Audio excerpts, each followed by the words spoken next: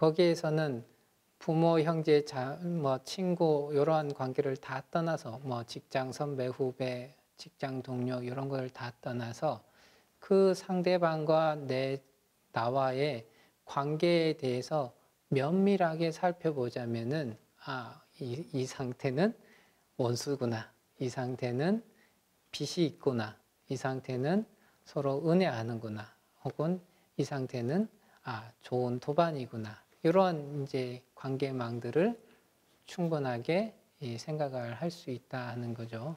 그런 것처럼 부처님이 하신 말씀에 따라서 자기의 삶에서 부딪혔던 이런 이제 관계망에서는 이러한 관계가 있다 했을 때 각각의 나와 관계를 맺었던 수없이 많은 사람들을 하나하나 살펴보면서 저 사람과 나는 과연 어떠한 인연으로 어떠한 관계로서 만나고 있었는가. 그래서 원수였던 관계에서는 원한을 원한으로 갚으면 그 원한은 사라지지 않는다. 원한을 원한 없음으로 해야 그 원한이 멈춰지게 된다.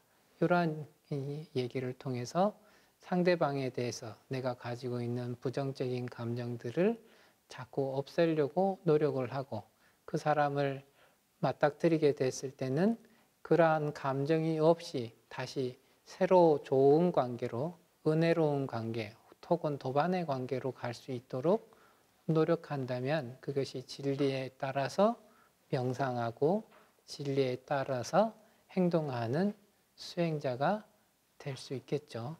그런 것처럼 경전의 말씀에 따라서 꾸준하게 실천을 한다면은 그런 사람은 바로 바른 진리, 부처님의 말씀으로부터 벗어나지 않고 항상 부처님 말씀에 따라서 살아가는 그러한 사람들이 될 수 있겠다 합니다. 그 다음 366번 개성까지 읽겠습니다. 자기가 얻은 것을 가볍게 여기지 말라. 남을 부러워하지도 말라. 남을 부러워하는 수행자는 마음의 안정을 얻지 못한다. 비록 적게 얻었더라도 얻은 것을 가볍게 여기지 않는 수행자는 신들도 칭찬할 것이다. 그의 깨끗하고 게으르지 않은 생활을 보고. 자기가 얻은 것을 가볍게 여기지 말라.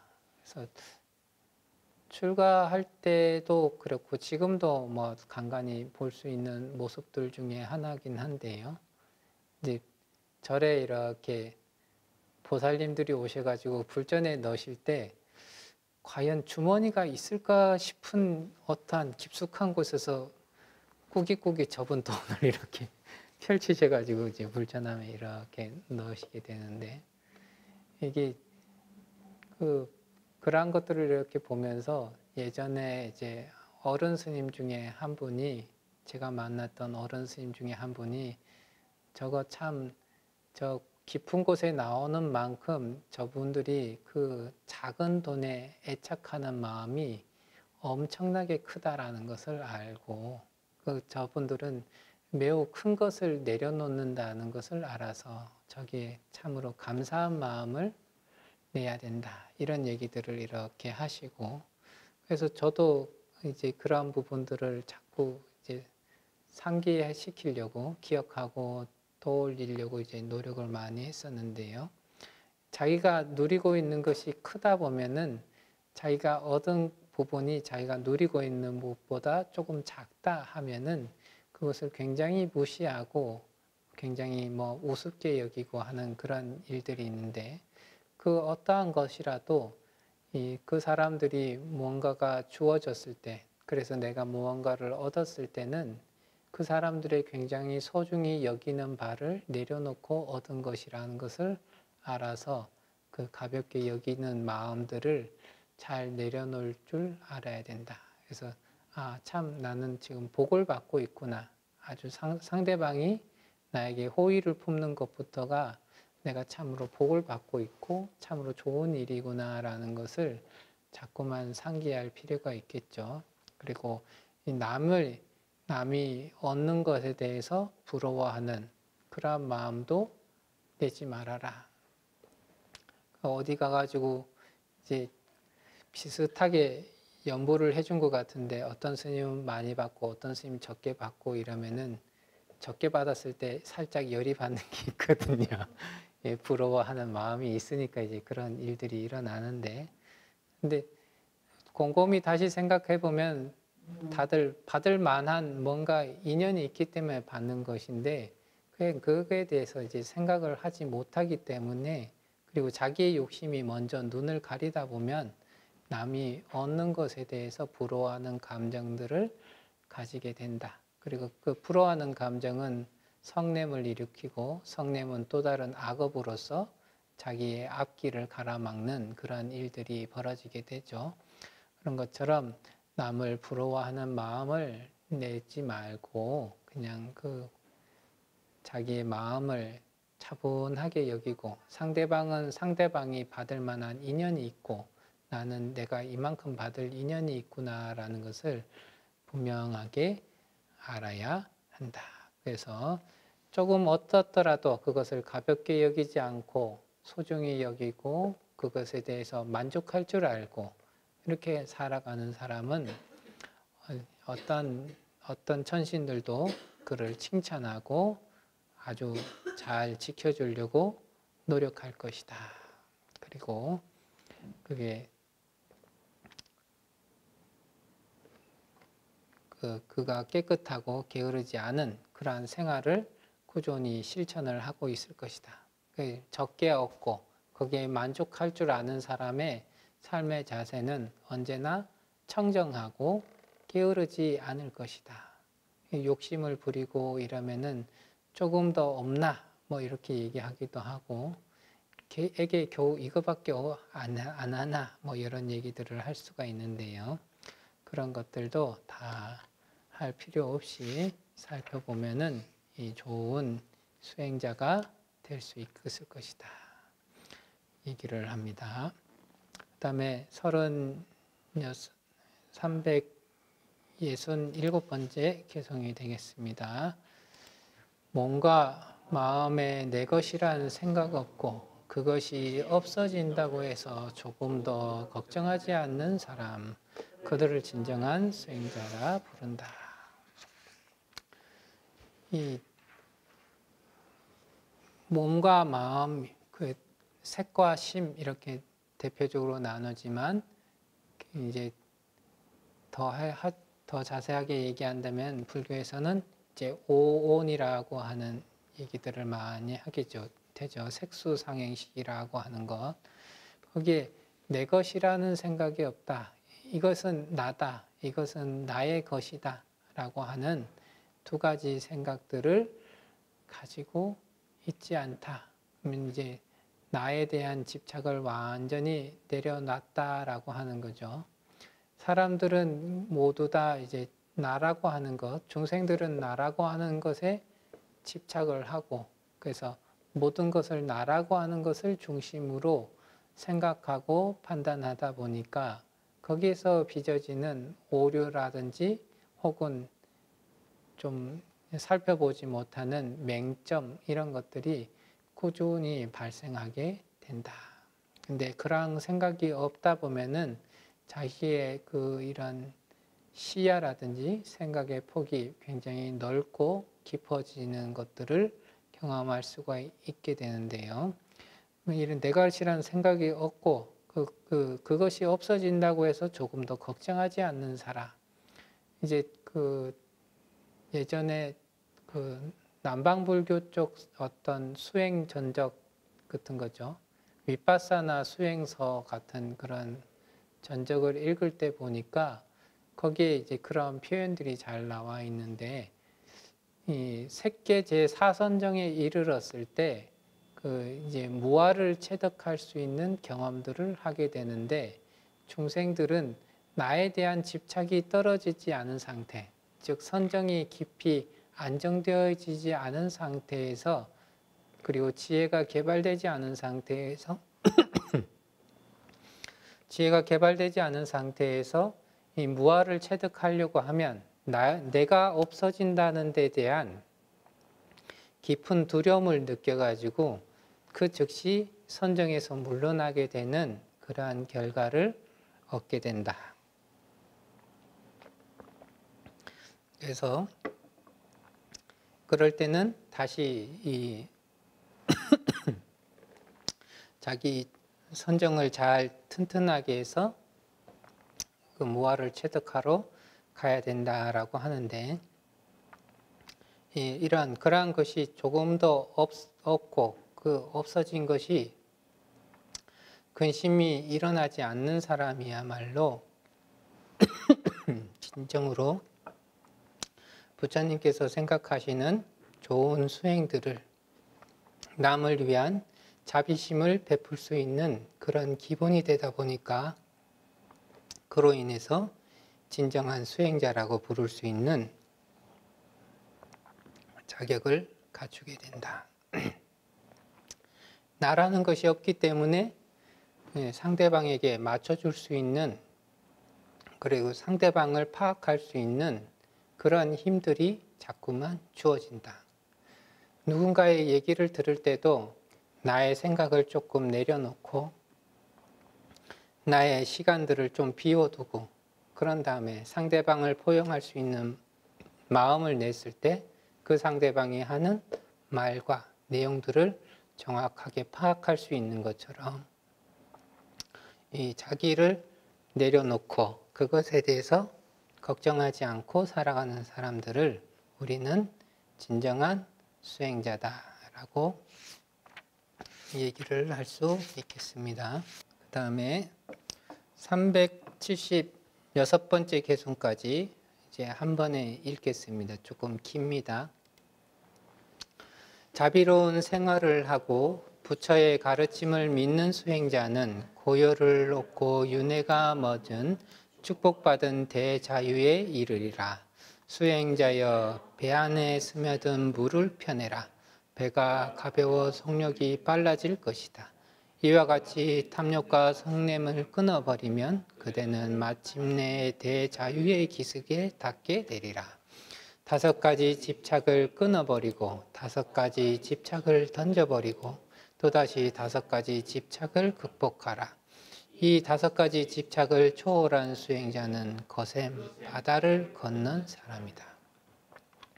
수행자들이여 명상하라.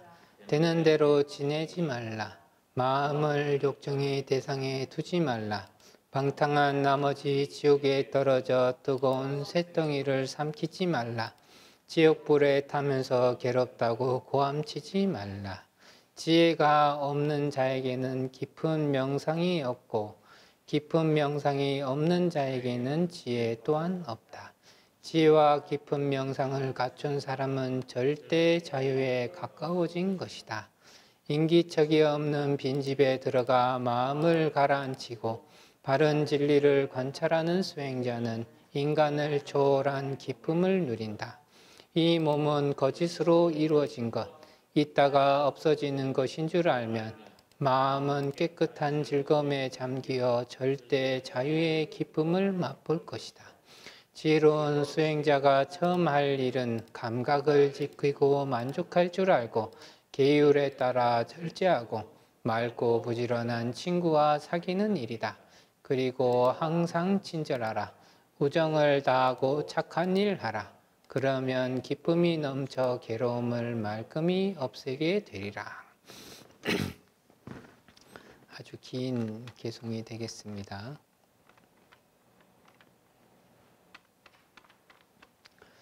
자비로운 생활을 하라.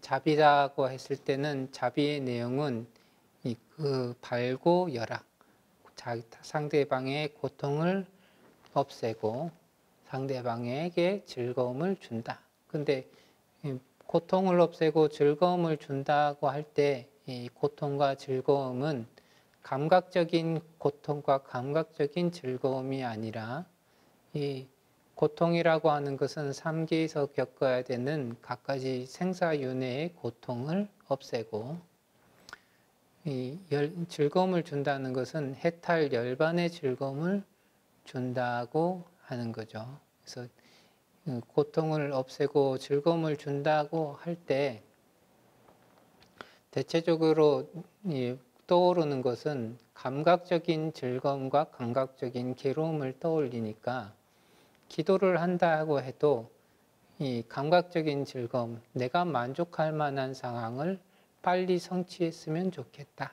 이런 마음으로서 이제 기도를 많이 하시고 계시죠. 근데 자비라고 하는 것은 그런 거에 상관없이 이 생사윤회의 괴로움으로부터 벗어나고 해탈 열반의 즐거움을 주는 것이 자비의 삶이 되겠고요. 그러다 보니까 그냥 그런 생사윤회의 고통뿐만이 아니라 일상생활에 사람들이 괴로워하는 바를 건너줘야, 그것에부터 구해줘야만이 사람들이 마음을 안정을 얻고 수행할 수 있기 때문에 불보살님들은 언제나 자비 실천을 최우선적으로 하셨다, 이렇게 얘기를 하죠. 그래서 자기도 그 부처님을 따라서 자비로운 생활을 하고 그 부처님의 가르침을 믿고, 특히나 인과라든지 혹은 연기라든지 이런 것을 굳건하게 믿고 굳건하게 실천하는 사람은 반드시 대자유에 이르리라.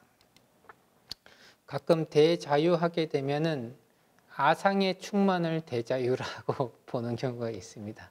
모든 것을 내 뜻대로 할 수 있는 것이 바로 대자유다, 이렇게 하는데 그건 아상의 끝판왕이 됐을 때 성취될 수 있는 일들이고, 그건 대자유하고는 맞지 않죠. 그래서 부처님이 얘기하는 대자유는 갖가지 번뇌의 얼매임에서, 번뇌의 불임에서 완전히 벗어나게 됐을 때 우리는 대자유다, 이렇게 얘기를 합니다.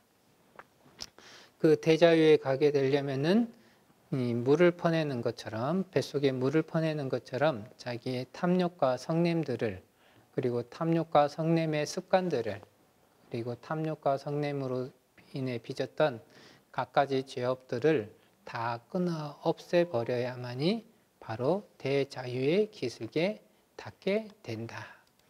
왜냐하면은 탐욕과 성냄을 부려서 죄업을 지었다 한다면 그 죄업에 따라서 다시 또 이 고통을 받는 생사윤회를 반복해야 되기 때문에 더더욱 그런 것들을 하지 말아야 된다, 이렇게 얘기를 하죠. 여기서 얘기하는 5가지 집착이 계속적으로 나오게 되는데요. 이 5가지 집착이라고 하는 것들은 전부 다 대체적으로 오리사, 오둔사. 오리사는 신견, 변견, 계금치견, 견치견, 사견을 얘기를 하고요. 오둔사는 탐진치, 만의, 이렇게 하는 5가지가 되겠죠. 그러한 5가지 집착들을 완전히 끊고 던져버리고 극복하고, 그래서 그것을 완전히 초월한 사람, 이런 사람이 바로 이 거센 생사윤회의 바다를 건넌 사람이다. 그래서 그렇게 되려면 수행자들은 반드시 명상을 해야 된다. 깊이 깊이 사유하면서 자기가 지금 어떠한 틀에 박혀 있고 어떠한 번뇌의 불임을 당하고 있는지를 분명하게 살펴보는 힘을 길러야 된다. 되는 대로 지내지 말라. 되는 대로 지낸다 하는 것은 자기의 욕망을 그대로 놔둬서 그 욕망이 가는 방향대로 그냥 냅둬서 사는 거죠. 그래서 방일하게 사는 그러한 자세가 되겠습니다. 그렇게 살지 말아라. 그리고 이 욕정의 대상에다가 마음을 둔다면 뜨거운 쇳덩이를 삼키게 될 것이니 그렇게 하지 말아라 하는 거죠.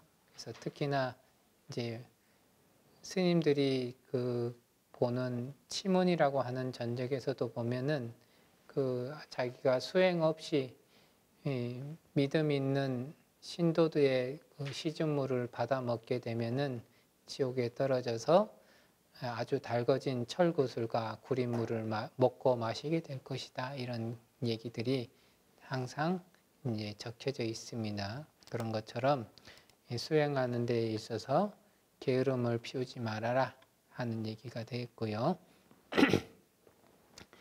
지혜라고 하는 것은 깊은 명상, 깊은 선정에 의해서 지혜가 생긴다. 그래서 우리 경전에서 많은 선지식들이 언제나 얘기했듯이 계로부터 선정이 생기고 선정으로부터 지혜가 생긴다.